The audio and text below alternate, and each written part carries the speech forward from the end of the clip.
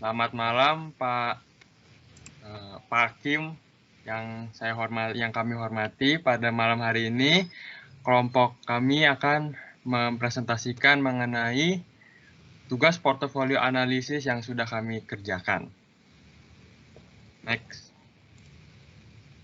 Berikut adalah rangkuman isi pada malam hari ini, yaitu kita akan membahas mengenai pemilihan saham kelompok kami, yaitu BNLI, SIDO, dan BIRD, serta berbagai macam analisa dari ketiga saham tersebut hingga pada akhirnya mencapai analisa dari portofolio itu sendiri. Next, Jack.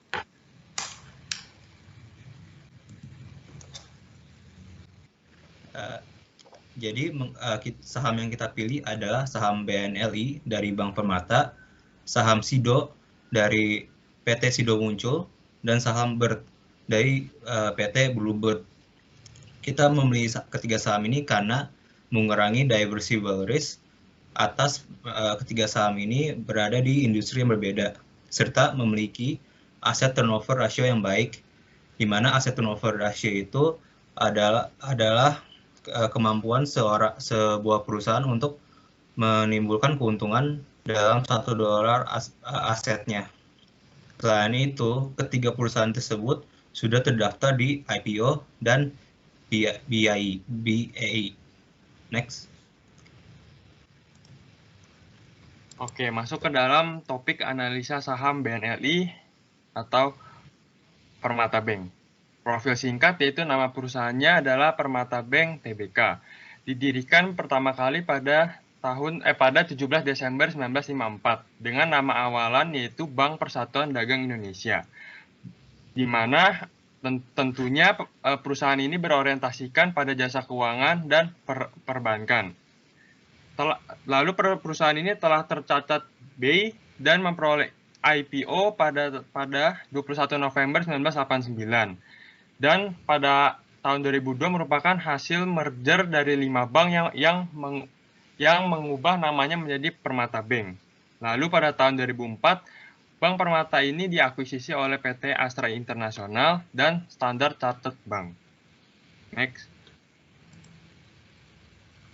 Oke, sebelumnya dalam proses perhitungan saham BNLI ini, segala data yang kami gunakan diakses melalui situs Yahoo Finance dalam tabel historical data melalui pengambilan data adjust closing-nya yang diubah dalam bentuk monthly data selama kurun waktu 5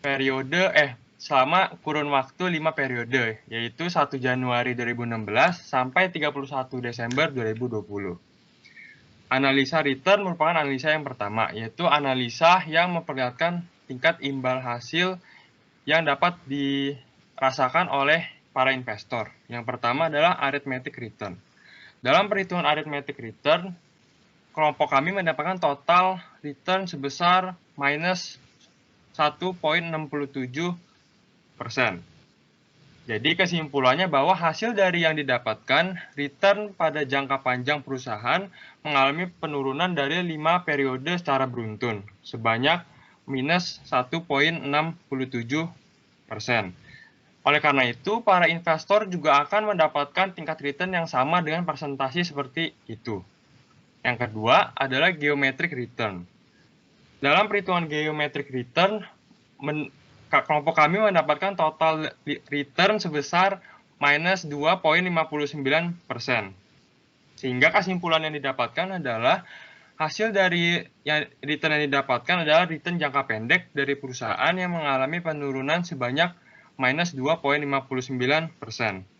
Lalu hasil dari geometrik ini memang lebih kecil angkanya, namun bila dibandingkan dengan aritmetik. Namun pada dasarnya perhitungan geometrik ini menunjukkan angka yang lebih relevan dan akurat untuk dimengerti bagi para investor untuk menentukan total return yang akan didapatkan. Next. Analisa yang kedua adalah analisa varians dan standar deviasi. Varians adalah analisa yang membicarakan mengenai tingkat resiko atau volatilitas pada suatu perusahaan. Yang pertama adalah varians. Setelah melakukan proses perhitungan, kelompok kami mendapatkan tingkat varians pada jumlah 0,019742738. Alhasil, kesimpulan yang didapatkan bahwa tingkat volatilitas dari perusahaan ini adalah sebesar angka tersebut. Artinya bahwa tingkat kepastian dari perusahaan ini terhadap resiko yang muncul tergolong sangat rendah. Standar deviasi. Setelah melakukan proses perhitungan dari standar deviasi itu sendiri, kelompok kami mendapatkan tingkat standar deviasi sebesar 14,5%. Jadi kesimpulan yang didapatkan adalah karena hasil dari varians itu sendiri adalah hasil yang sulit untuk menafsirkan kondisi perusahaan, maka dilakukan pengakaran terhadap hasil dari varians tersebut sehingga menghasilkan data dalam bentuk persentase yang menunjukkan angka yang lebih sesuai dan mudah dipahami. Next. Analisa beta koefisiensi. Perhitungan beta koefisiensi sendiri menggunakan data pada perbandingan pasar IHSG atau berkode JKSE berdasarkan monthly rate-nya. Setelah melakukan perhitungan, maka kelompok kami mendapatkan bahwa tingkat beta yang dialami yaitu sebesar 1,35. Jadi kesimpulan yang didapatkan adalah bahwa perusahaan memiliki beta yang lebih besar daripada 1. Sehingga tingkat pergerakan perusahaan sangat responsif dan agresif terhadap perubahan dari tingkat harga pasar dan tentunya tingkat risk premium dari perusahaan ini sendiri lebih tinggi dibandingkan pada pasar. Next. Selanjutnya adalah analisa saham SIDO atau dari perusahaan SIDO Muncul.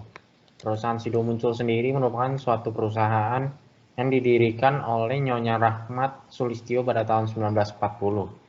Perusahaan ini bergerak dalam sektor consumer goods, tepatnya dalam sektor pharmaceuticals atau farmasi.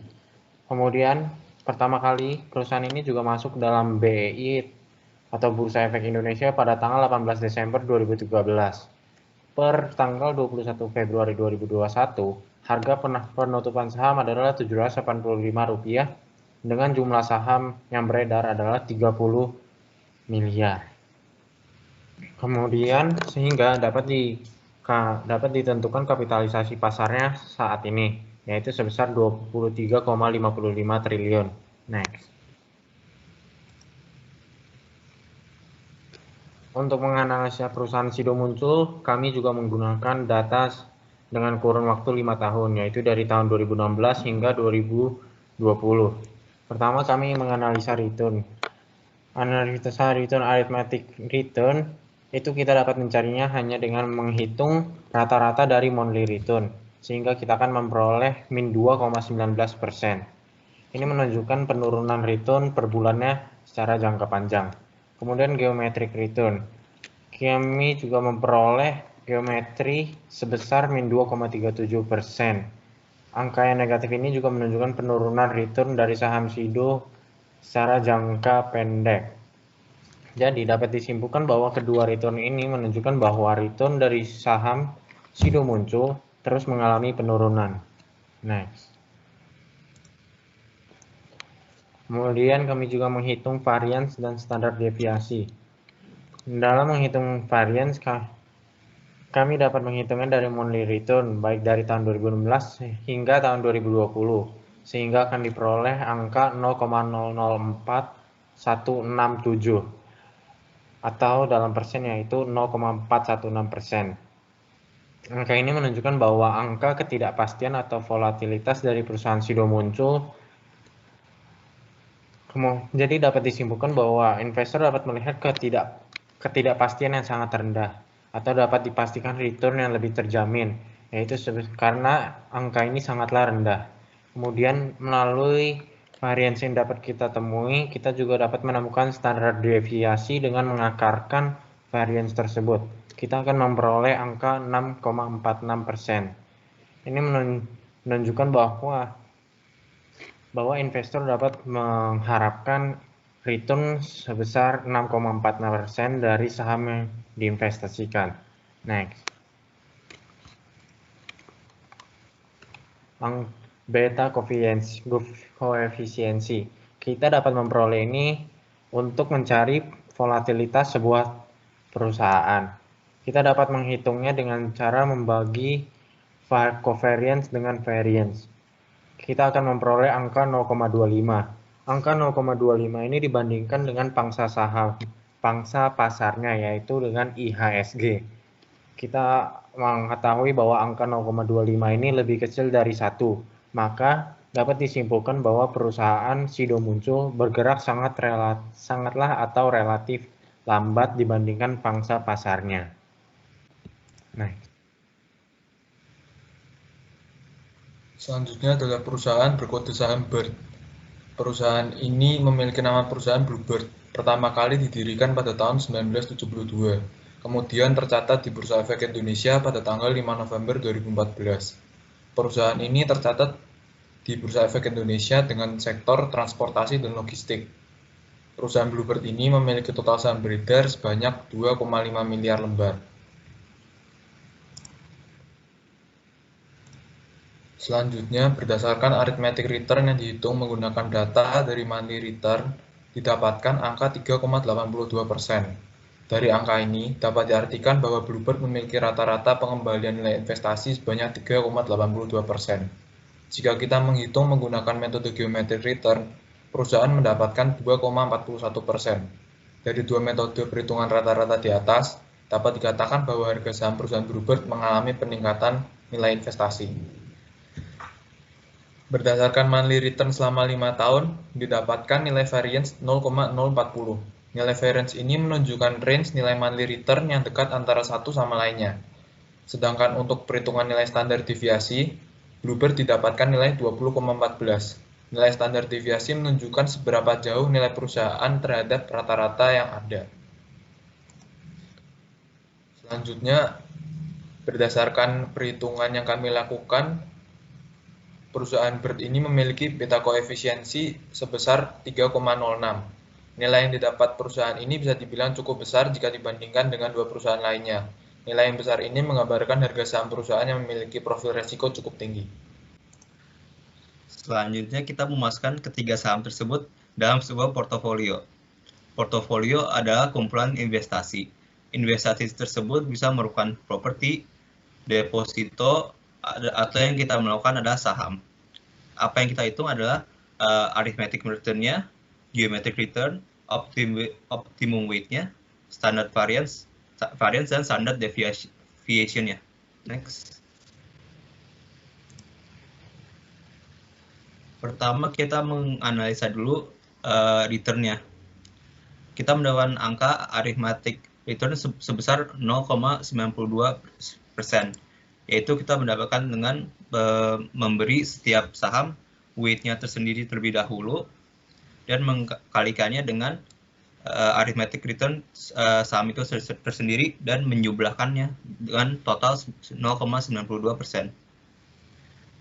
Maka secara keseluruhan portofolio ini akan menunjukkan return sebesar 0,92% dalam jangka waktu 5 tahun. Selanjutnya adalah geometric return yang berada di angka minus 0,03%. Di mana cara mendapatkan geometric return sama seperti arithmetic return, kecuali kita mengkalikan dengan geometric return tiap sahamnya. Dan kalau kita melihat ini, geometric return, portofolio ini dapat menimbulkan kerugian kepada pemegang saham sebesar minus 0,3% selama 5 tahun. Next. Selanjutnya kita mencari optimum weights-nya. Kita mencari optimum weights ketiga saham tersebut dengan menggunakan Excel, menggunakan rumus Excel solver. Dan seperti kita lihat, hasil yang kita dapatkan adalah BNLI 0, SIDO 0, dan BIRD 1. Mengapa bisa begitu? Karena ada kemungkinan karena arithmetic return serta geometric return-nya saham BNLI dan SIDO adalah minus. Jadi hanya saham BIRD yang memiliki kedua return yang positif dan membawa imbal hasil yang baik bagi para investornya. Next. Selanjutnya kita mencari variance serta standard deviation ya. Untuk variance kita menggunakan rumus variance biasa dan mendapatkan variance sebesar 0,01256 sekian. Serta habis itu mengakarnya untuk dapatkan standard deviation sebesar 11,21%.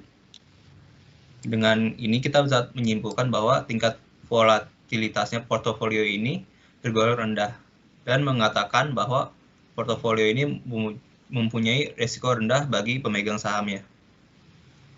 Next.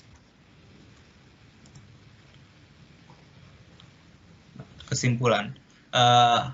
Kesimpulan yang kita dapatkan dari hasil analisis ini adalah hasilnya adalah saham BNLI dan SIDO dapat menimbulkan kerugian karena keduanya mempunyai expected return yang negatif di angka minus 0,17 dan minus 0,19% bagi BNLI dan SIDO. Hanya saham BERT yang mempunyai nilai return positif di angka 3,82%. Karena hal tersebut, kita dapat mengatakan bahwa portofolio ini tidak efisien walaupun mempunyai nilai variance yang tergolong rendah, karena sangat mudah untuk menyebabkan kerugian pada pemegang saham tersebut. Next. Sekian presentasi dari kelompok kami. Terima kasih atas waktunya dan selamat malam.